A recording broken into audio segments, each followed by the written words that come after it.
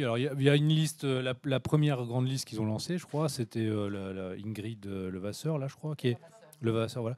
Et bon, bah, il y a déjà des tensions internes, hein, donc je ne sais pas s'ils vont arriver jusqu'au bout du truc, mais elle a même déclaré qu'elle avait voté Macron aussi, avant de se rendre compte. Bon, il y a des gens aussi, des recyclés du PS, il y a toutes sortes de gens là-dedans. Je crois qu'il y a Bernard Tapie qui soutient cette initiative. Bon, enfin, dès le début, ça s'adresse à ce que Youssef disait, c'est pour enfin les gentils, quoi, hein, vraiment, au sens, dans tous les sens du terme, quoi. Enfin, mais, mais, euh, mais par contre, ce qui peut avouer effectivement d'autres, je sais que d'autres gilets jaunes aussi, d'autres associations de gilets jaunes veulent faire des listes et sont déjà en train de s'organiser, mais eux, ils les conçoivent plus comme une manière de faire de la publicité autour de certaines thématiques.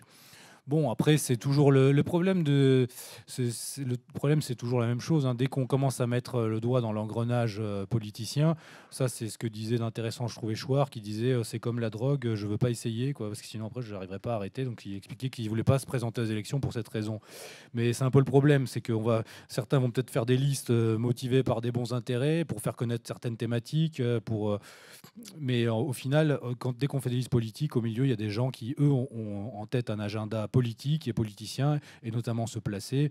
Et puis après, il y a toutes les stratégies pour affaiblir les autres listes. Tout ça. Alors, moi, je ne suis pas fan, hein, des mouvements populistes actuels, mais c'est vrai qu'une majorité populiste, ou en tout cas enfin, un gros groupe populiste au Parlement européen peut toujours être intéressant pour un peu court-circuiter, ou peut-être pas court-circuiter, mais en tout cas faire un petit peu du bruit à l'intérieur. Mais bon, il n'y a pas grand-chose à attendre de ça. Ce qu'il faudrait plutôt, c'est s'organiser, comme je vous disais, de manière à...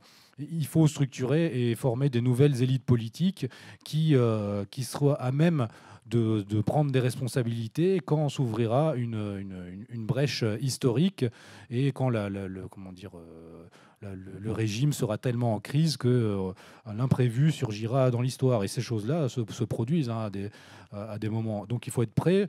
Et le problème, c'est effectivement, si on n'est pas prêt, d'autres le feront à notre place et nous amèneront dans peut-être encore pire. Donc voilà. Donc, je ne sais pas si vous avez d'autres choses. Juste un mot, plus urgent que de faire des listes. Excusez-moi, ça va vous paraître une boutade, mais plus urgent que de faire des listes, réinvestir les campagnes. Oui. Et puis j'insiste sur ce que j'ai dit tout à l'heure.